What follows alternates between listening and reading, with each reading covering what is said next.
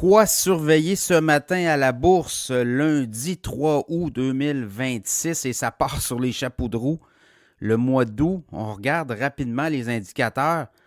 Ben, c'est la sortie de Trump. Encore Trump, oui, ça fait quoi, là, une 44e fois, à peu près 45e fois, où il dit qu'il y aurait peut-être des négos, ça avance, ça recule.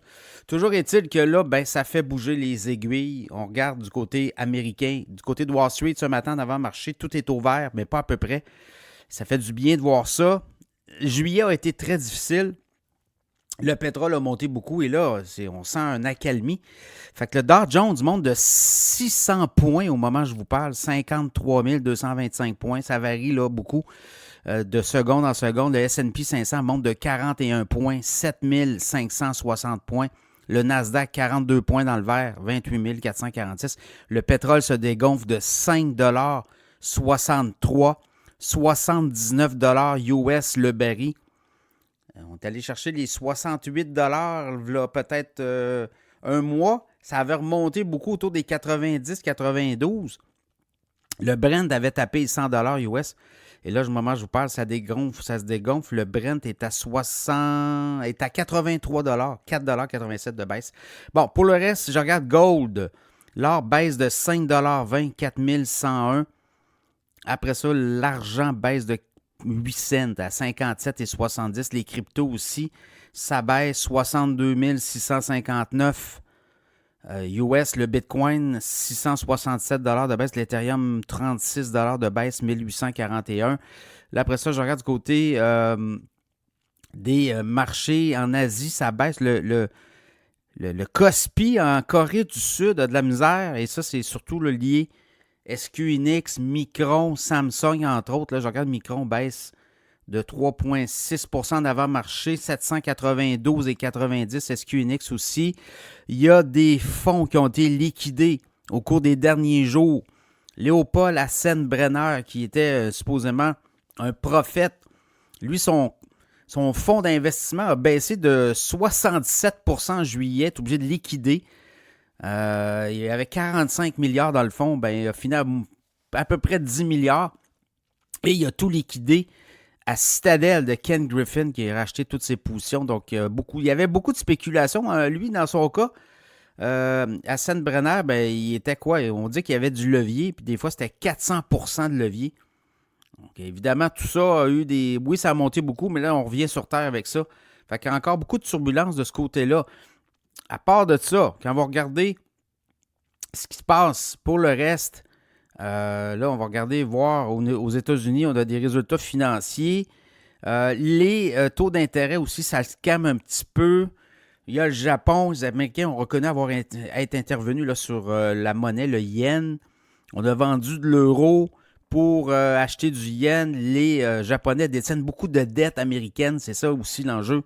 Si les Japonais se mettent à vendre la dette, en fait, les obligations américaines, ça va faire baisser, ça peut faire dropper, et là, ben, financer la dette américaine pourrait être beaucoup plus douloureux pour les Américains.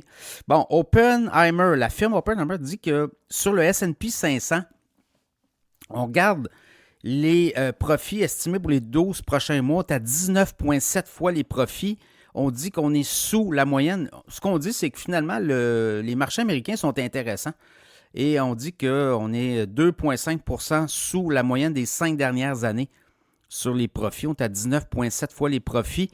Et on dit que le S&P 500 est intéressant pour les investisseurs. Max 7, là, je regarde ce matin, tout ce qui est Max 7, ça monte partout. Alors, est-ce qu'on revient aux bonnes vieilles habitudes? Ben oui, ça peut être ça aussi. Là. Alphabet monte, Amazon, Apple, Meta, Microsoft, Tesla. Voilà, fusion entre AstraZeneca, Bristol Myers dans le pharmaceutique. Fusion possible de 400 000. Ben, en fait, ça donnerait une valorisation de 400 milliards. Nouvelle entreprise. AstraZeneca baisse ce matin. Bristol Myers monte en avant-marché. ArcelorMittal, en entente avec Microsoft. ArcelorMittal monte de 1,3 71,17. Alibaba, dévoilement d'un nouveau modèle de IA. Alibaba monte de 4,18 en avant-marché, 126,39. Voilà, c'est pas mal ça aujourd'hui. On va surveiller On va surveiller, oui, on va surveiller la volatilité. Trump, l'Iran, on aura des pourparlers, on repartira en négociation, on va voir. De toute façon, pour Trump, le temps file. Là. Lui, les midterms s'en viennent, donc il n'y aura pas le choix à un moment donné. Et là, je regarde les résultats financiers. On va en avoir pas mal cette semaine encore. Palantir après la fermeture des marchés aujourd'hui. Whirlpool, on va Snap notamment. Demain, on a Pfizer, Caterpillar, McDo, Wayfair, Ut8, Wix en avant-marché. Merck aussi. En après-marché, on a AMD, SpaceX, Arista, Asterolab, Zeta, Opendoor. Il y a beaucoup, beaucoup de stocks. Mercredi, même affaire. Là. Uber, Shopify, SanDisk, ELF, Lilly, Eli Lilly, entre autres. Donc, beaucoup, beaucoup d'actions.